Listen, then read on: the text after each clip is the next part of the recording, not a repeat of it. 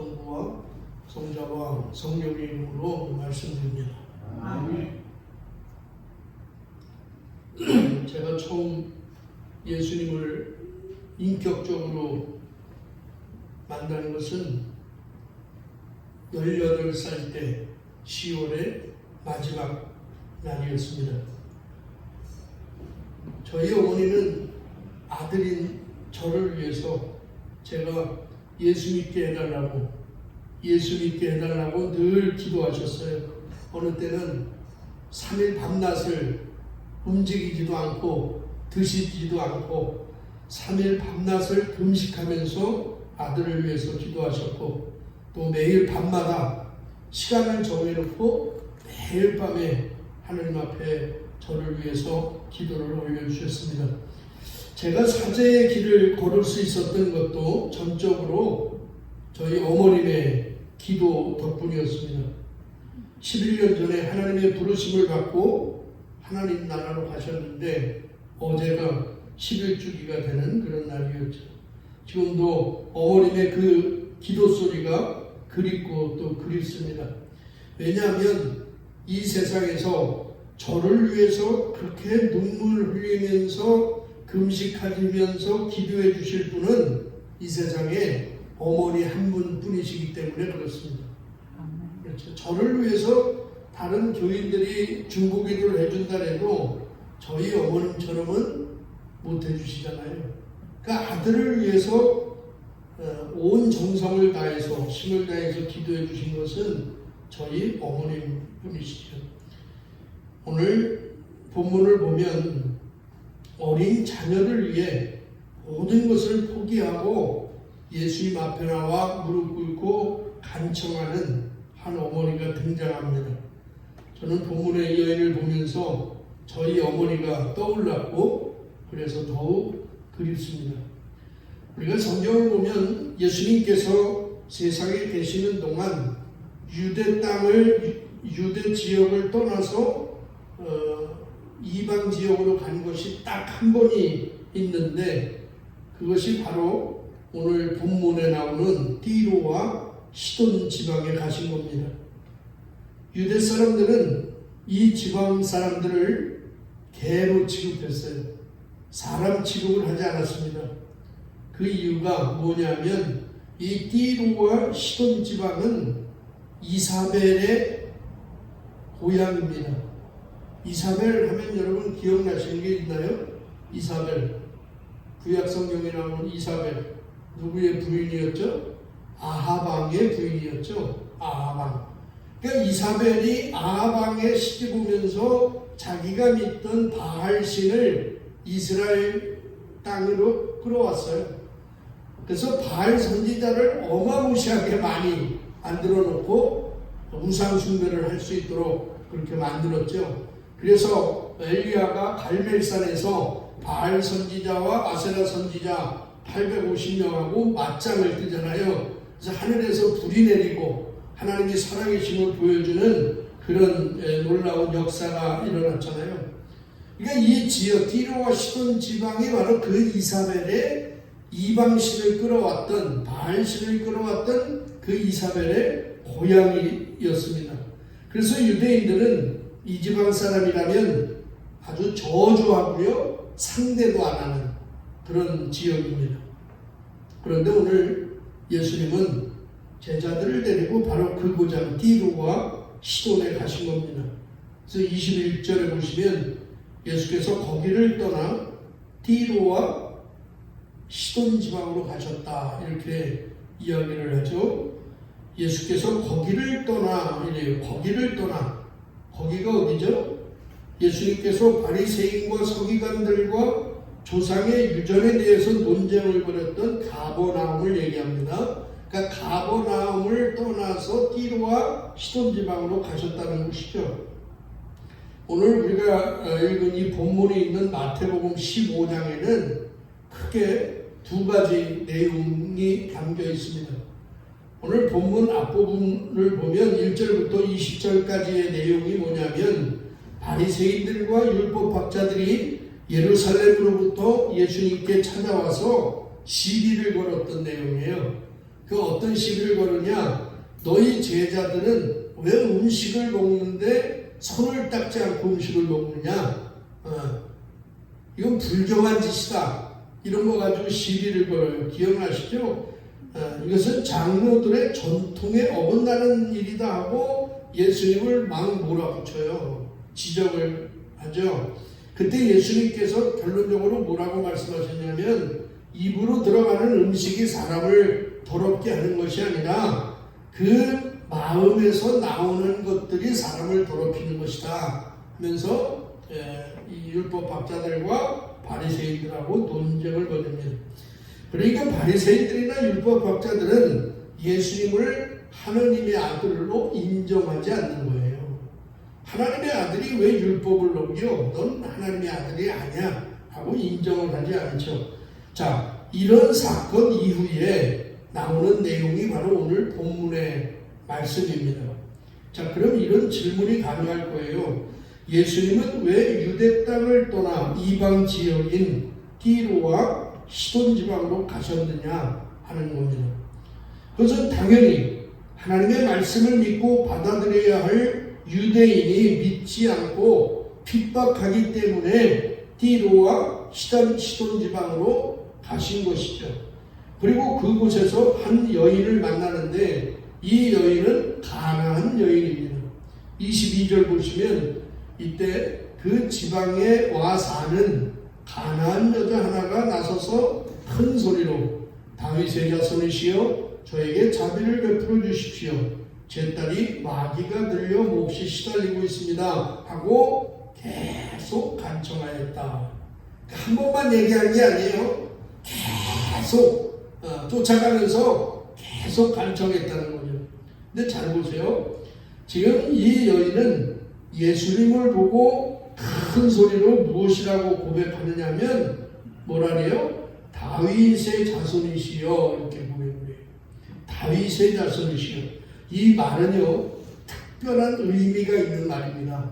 다윗의 자손이라는 말은요, 이 말은 유대인들이 과거로부터 인류를 구원하시기 위해서 이 땅에 오실 메시아 곧 그리스도를 상징할 때만 사용하는 말이에요.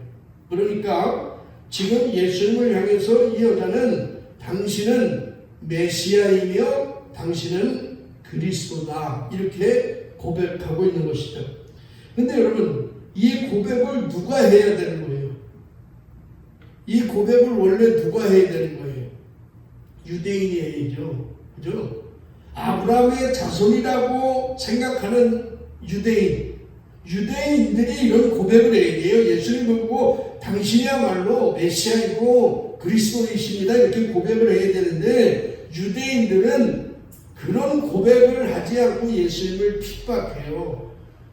왜 손 닦지 않고 밥 먹냐? 그런데 오늘 이방 여인이 가나안 여자가 그것도 스스로 찾아와서 예수님을 다윗의 자손이시여 이렇게 고백을 하는 거예요. 그러니까 유대인과 이방인을 둘을 놓고 보니까 너무나도 대조적인 모습이 보이는 거죠. 지금 이것을 본문에서 이야기하고자 하는 거예요. 당연히 믿어야 할 사람들, 아브라함의 자손이라고 생각하는 사람들은 예수님을 믿지 않고 배척합니다.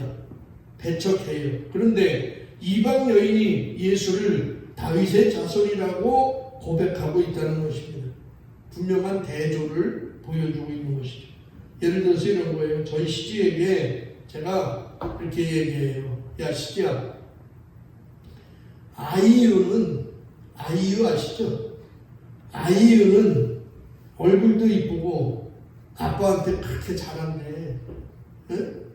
아빠한테 그렇게 잘하는데 차도 사주고 아이유가 아빠한테 집도 사주고 옷도 사주고 여행도 철따라 여행도 보내준대. 아이유 정말 이쁘지 않아? 제가 이렇게 얘기합니다. 제가 지금 누구를 혼내는 거예요? 네? 아이유를 칭찬하는 거예요? 아니면 제 딸을 혼내는 거예요? 너도 좀 이렇게 살아. 너도 좀 아이유처럼 아빠한테 잘 좀 해. 성질만 부리지 말고. 이 얘기잖아요. 그죠? 제 딸에게 잘하는 거라는 거예요. 그렇죠? 그러니까 예수님은 지금 이방인을 들어 유대인의 회개를 촉구하는 거예요. 이 여인의 믿음이 정말 대단하다고 칭찬하거든요. 예수님께서 두 번 이 믿음의 칭찬을 해요. 하나는 백부장, 하나는 가나안 여인이에요. 다 이방인이잖아요.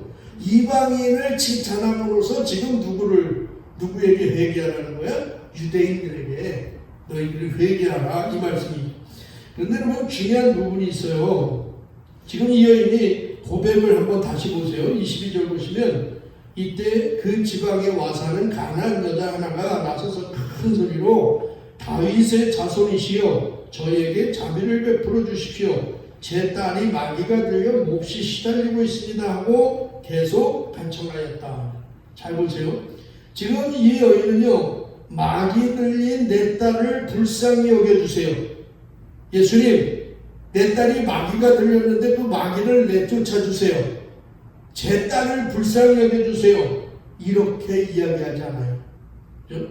뭐라고 얘기해요? 저에게 자비를 베풀어 주십시오라고 계속 간청하였다.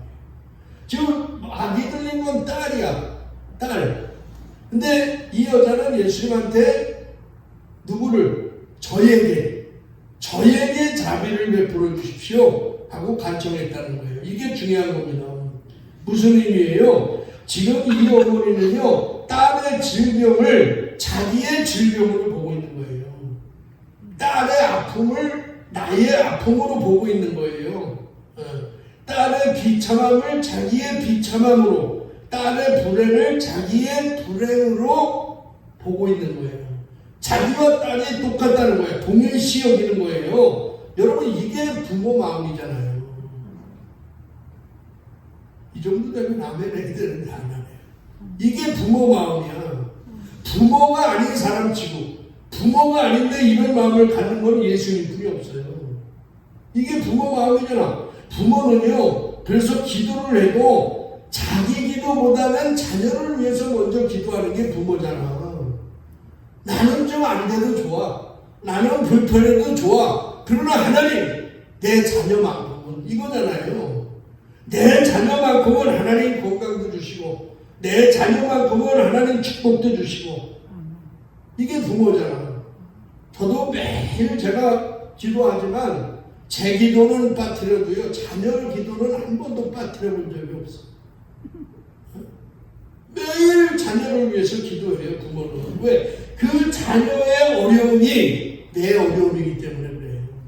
그 자녀의 아픔, 그 자녀의 안타까움이 내 안타까움이 되기 때문에 그래요. 여러분, 이게 부모 마음이야. 근데 곧 이게 예수님의 마음이야. 여러분의 안타까움을 예수님도 동일하게 안타까워하고 동일하게 힘들어하고 있다는 거예요. 제가 자녀를 위해서 기도하면서 늘 느끼는 건 그 한 가지가 있어요. 왜 이렇게 응답을 안 해줄까? 내가 왜 내 자녀를 위해서 이렇게 기도하는데 하나님이 왜 이렇게 응답을 안 해줘? 하나님 안 계신가? 안 계세요? 그렇진 않잖아. 그러면서 깨달은 게 하나 있어. 이게 뭐냐? 아, 기도는 유산이구나. 기도는 유산이야. 지금 당장 응답이 안 되더라도 언젠간 하나님이 내 기도대로 내 자녀를 축복해 주실 줄로 믿습니다. 그러니까 오늘 이 귀신 들린 딸의 고침을 받은 것은요, 그 딸의 고통을 자기 고통으로 여기는 어머니의 사랑 때문인 줄로 믿습니다. 그러므로 여러분도 자녀를 위해 기도하세요. 자녀를 위해 기도하세요. 하나님은 언젠가 응답하세요. 혹시 내가 죽은 다음에도, 내가 하나님 나라 간 다음에도 하나님은 내 기도를 기억하시고 우리 자녀들을 축복해 주실 줄로 믿습니다. 그래서 여러분, 기도가 유산이에요. 기도가 유산입니다. 돈 수백억 줘도요, 1, 2년 안에 다 날리는 놈들 있어. 그죠? 그 많은 재산이요, 허락방탕하게 쓰고 다 날리는 자녀들 얼마나 많아요. 그러나 저와 여러분이 정말로 하나님 앞에 내 자녀를 축복하고 기도했던 내용은 하나님이 기억하시고 언젠가 우리가 하늘나라 간 이후라도 하나님께서 내 자녀를 축복해 주실 줄 믿습니다. 아멘. 그런데 그렇게 딸을 위해 간청하고 있는 어머니의 이 기도에 대한 예수님의 반응이 이상합니다. 23절 상반절 보시면 그렇게 내 딸을 너에게 자비를 베풀어 달라고 했는데 예수님이 뭐라 해요? 그러나 예수께서는 아무 대답도 하지 않으십니다. 아무 대답도 하지 않으셨다. 예스노가 없어요. 아무 대답도 하지 않으셨다. 예수님이 침묵하셨다는 거예요. 침묵하셨대. 여러분 우리도 때때로 이런 주님의 침묵을 경험할 때가 많잖아요. 그 어려운 상황 가운데서도 내가 밤낮으로 하나님 앞에 기도했는데 주님이 침묵해요. 응답이 없어요. 응답이 없어. 그래 해줄게 이런 말도 없어. 안 해줄게 이런 말도 없어요. 근데 아무 말씀 안 하실 때가 너무 많아요. 저는 35년 동안 기도하는 기도 내용이 하나 있어요. 근데 응답이 안 돼. 침묵하셔. 대답도 없어. 대답이 없어요. 대답이. 그 응답해 주시면 정말 내 인생이 너무 편해질 텐데 응답이 없어. 응답이. 때로 주님은 우리의 기도에 이렇게 침묵할 때가 있어요. 아무 말씀도 안 하실 때가 있어요. 왜 주님은 침묵하실까? 이에 대해서 신학자 카르라는 사람이 이렇게 해석했어요. 저는 이 해석에 동의합니다. 예수께서 그 여인이 가진 작은 믿음의 씨가 자라기를 기다리고 계셨다. 이렇게 해석했어요. 그러니까 예수님이 침묵하신 이유는 이 여자의 작은 믿음이 더 성장하기를 기다리고 계셨다는 거예요. 그렇습니다. 지금 믿음이 더 자라기를 기다리시고 침묵하시는 거예요. 우리의 기도에 침묵하신 이유도 바로 그런 거야. 지금보다 너의 믿음이 더 성장하길 바란다는 것이죠. 그리고 그 침묵뿐만 아니라 무시하는 말씀도 하세요. 나는 길 잃은 양과 같은 이스라엘 백성만을 찾아 돌보라고 해서 왔다. 이렇게 얘기해요. 너는 이방인이잖아. 너와 나는 상관이 없어. 상관이 없어. 무시해버리잖아요. 그리고 더 나가서 이 어머니의 부탁을 경멸하며 거절합니다. 자녀들이 먹을 밥을 강아지에게 던져주는 것은 옳지 않다 하며 거절해버리잖아요. 그런데 중요한 것은 저는 이게 대단한 것 같아요. 이 엄마가. 이 어머니는요, 이런 말을 듣고 상처를 받지 않아요. 상처를 받지 않는다는 거예요. 와, 진짜 이게 어머니의 모습이잖아요. 저희 어머니도 저 데리고 어디 예전에 집회 갈 때요, 내가 봐도 창피할 정도로 그냥 데리고 가서 기도 좀 부탁하고 예수 믿게 해달라고. 저는 창피한데 엄마는 창피한 게 없는 거예요. 그 자식을 위해서. 상처가 없어요. 여러분 이 정도의 모멸감이 넘치는 말을 들었으면 보통 사람 같으면 어떻게 해요? 됐다. 당신 안 도와줘도 돼. 그러면 난 거절했을 것 같아. 여러분 같으면 어떻게 하겠어요? 이 정도의 상처를 받으면 여러분 어떻게 하겠어요? 이 정도의 상처 교회에서 받을 일도 없지만 이 정도 이거보다 약하게 받아도 부모님 전 내일부터 교회 안 나와요. 상처받았어요. 마음이 너무 아파요. 누구 때문에 상처받았어요. 그리고 떠나잖아요. 내 더러워서 이 길에 안 나온다. 그런데 이 여인은 상처를 받지 않아요. 왜? 자식을 위한 사랑 때문이에요. 자식 때문이에요 이게. 이 사람 나오면 뭐 불편하지 않겠어? 그러나 자식 때문에 상처를 안 받는 거야. 사무엘상 17장 43절에 보면요, 골리앗 아시죠? 골리앗. 블레셋의 골리앗, 그 거인. 골리앗은 다윗이 막대기 하나 들고 나오는 걸 보고요, 자존심이 상해요. 성경을 보면.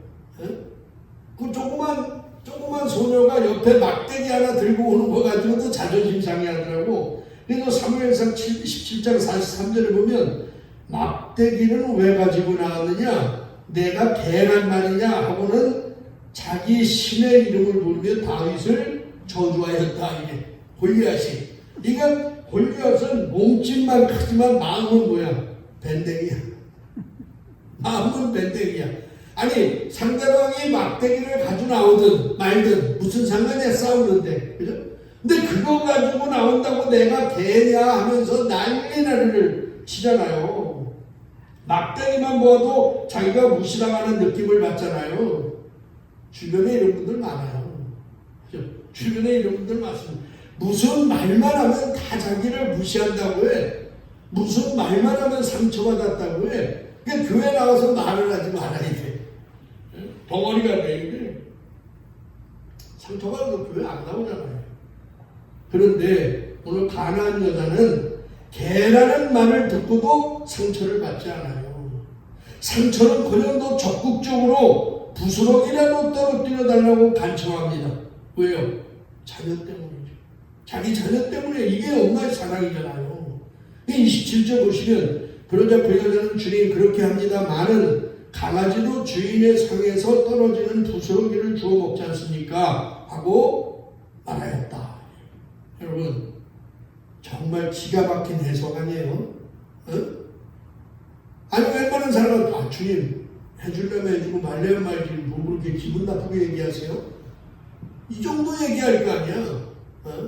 그런데 강아지는 딱 상에서 떨어지는 부스러기도 주워 먹지 않습니까?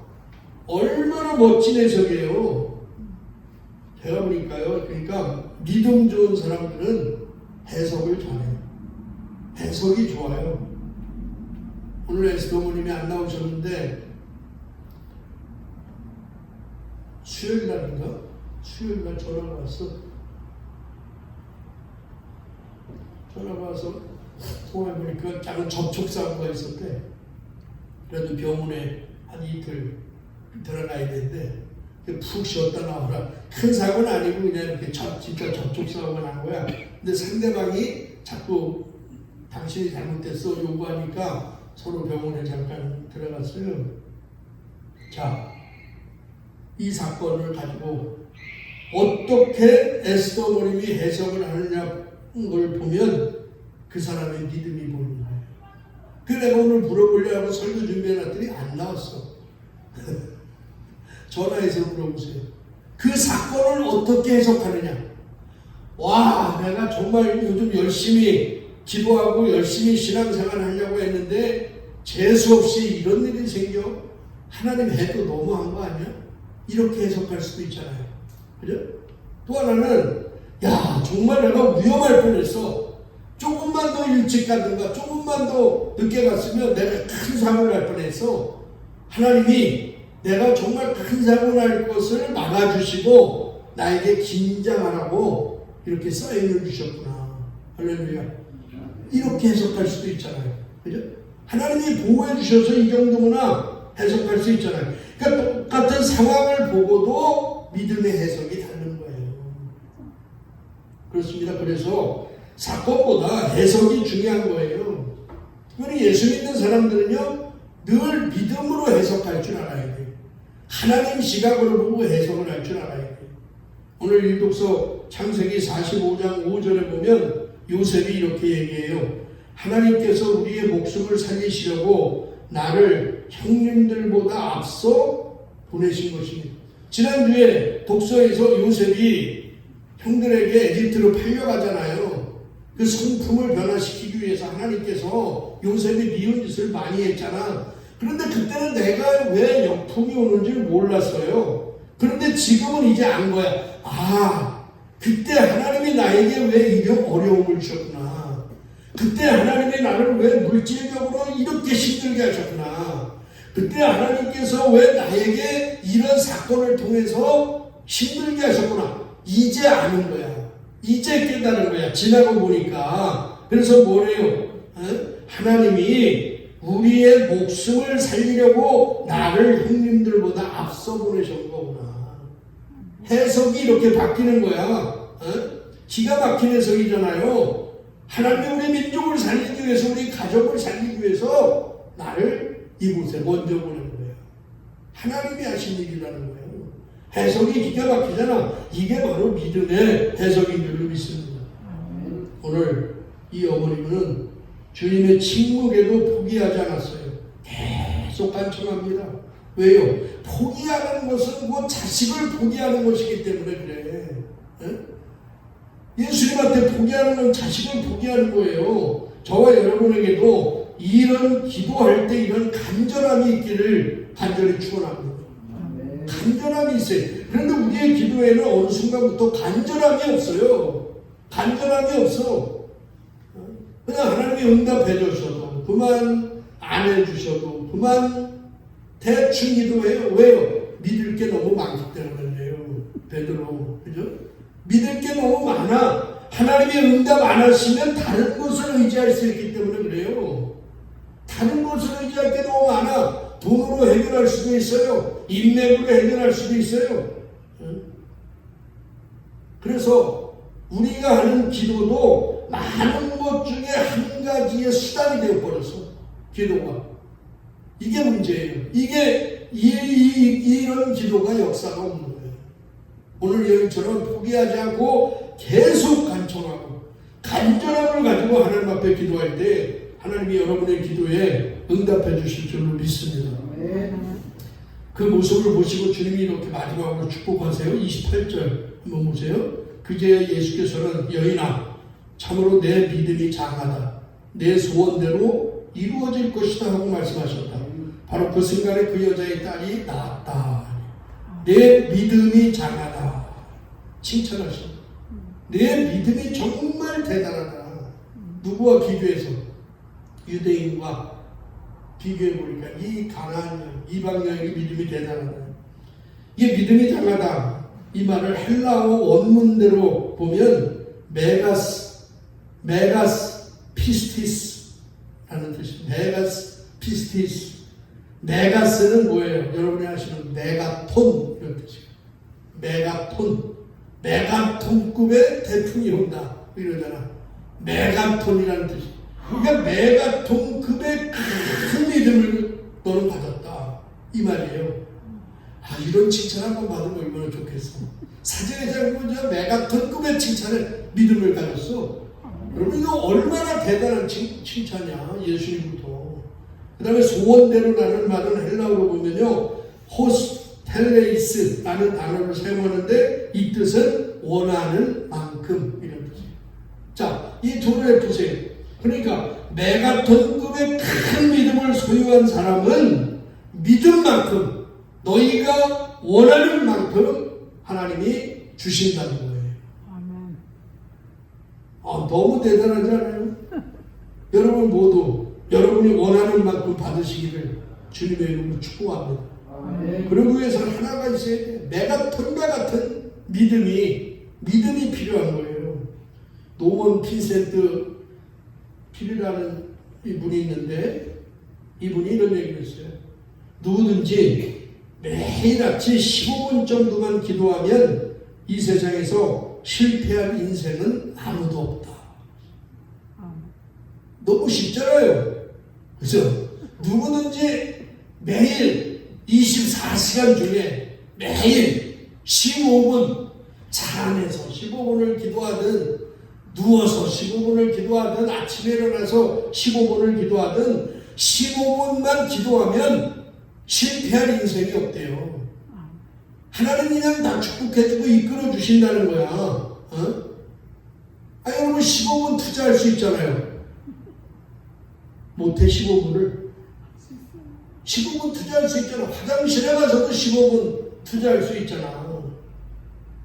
여러분 때로 우리가 어려움에 처해 있을 때 주님은 지난주에 몇 시에 찾아오신다고요? 새벽 4시에 우리를 찾아와 도와주십니다. 우리의 기도에 침묵하실 때도 있어요. 무시할 때도 있어요. 그렇지만 믿음을 포기해서는 안 됩니다. 그 기간을 통하여 주님은 저와 여러분의 믿음이 자라나기를 기다리신다는 사실을 늘 기억하시고 어느 상황에서나 포기하지 말고 오늘 이 어머님의 기도처럼 딸을 위한 기도처럼 계속 하나님 앞에 간청해서 메가톤과 같은 믿음으로 여러분의 모든 응답받는 여러분 되시기를 주님의 이름으로 간절히 축원합니다. 아멘. 성부와 성자와 성령의 이름으로 말씀드렸습니다.